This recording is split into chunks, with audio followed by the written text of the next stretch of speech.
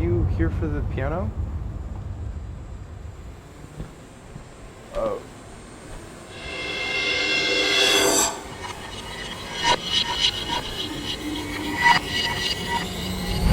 Before we get to what was inside this piano, there is a lot to cover. If you're just joining us here from YouTube, welcome. If you're joining us from TikTok, there's a lot that I couldn't show you, so be sure to stick around for never before seen footage. Trust me, you'll definitely want to see it. And if you're joining us from YouTube, welcome. All you have to do to join our spooky crew is like, comment, subscribe, and ring that bell. That way, you'll become an official J Squad member.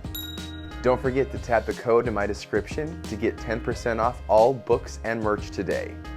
Also, if you ever want to say hi, be sure to hit me up on Instagram. That link is also in the description. Okay, now let's get to it. A while back, I bought this piano off Craigslist for $100. That's right, this very piano. And as the saying goes, it was too good to be true. $100 for this beautiful piano that worked perfectly? There had to be some sort of catch. They even delivered it for free. One night, I fell asleep on the couch when I heard the piano play by itself. But when I looked at the keys, they were still. That's when I heard the faucet turn on. I ran into my bathroom and realized that the steam from my faucet had created an imprint in my mirror. But then, in an instant, I saw what I was looking at. It was the face of what appeared to be an old woman. Just take a look for yourself.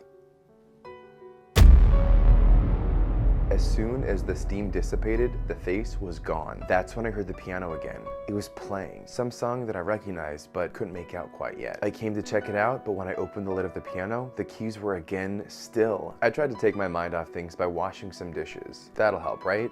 Wrong.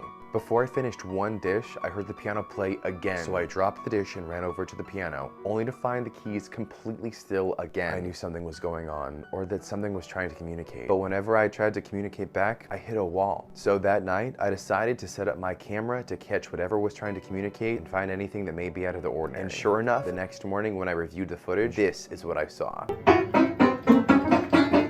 The keys playing by themselves. Absolutely no one in the room. Can someone please explain this to me? Does anyone have a piano at home that randomly plays by itself? Now look, I know a lot of pianos are like meant to do that, but this one doesn't do that. I can tell by the mechanics. If you have a regular piano just like me and are having the same issues, please leave a comment below. I'd love to hear. My next step was one that I often turn to when I'm out of ideas. My spirit board. It's never let me down in the past, and it sure enough didn't let me down this time. The moment I laid the planchette on the board, it spelled my fault. Now I knew something was up, and someone was trying to communicate.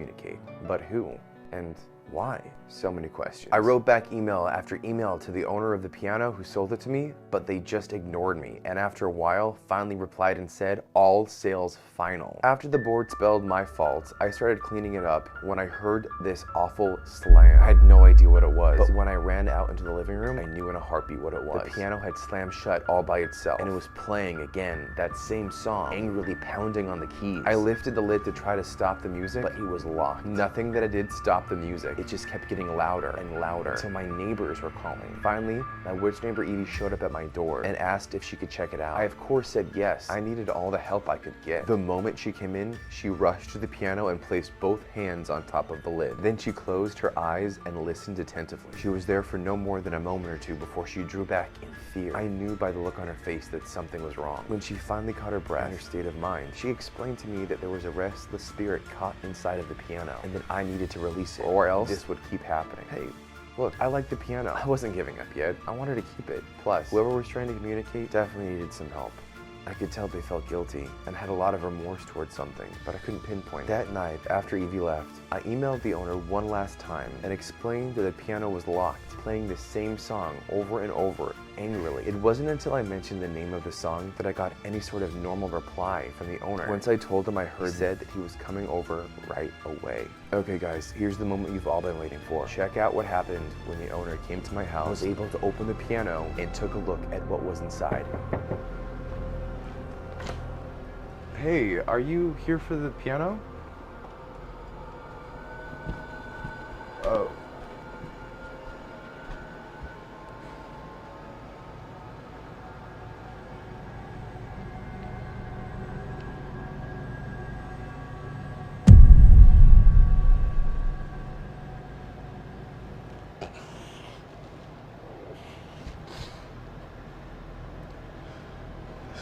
This was my mom's piano.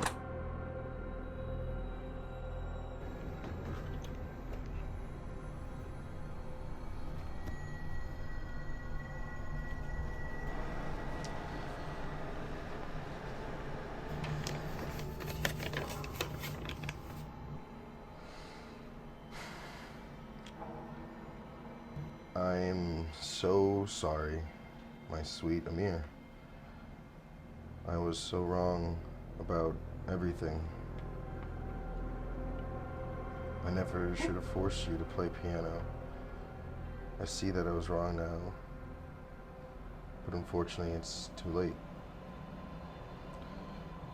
I wish you a happy life and truly wish you do whatever makes you happy. Love, always, Mom.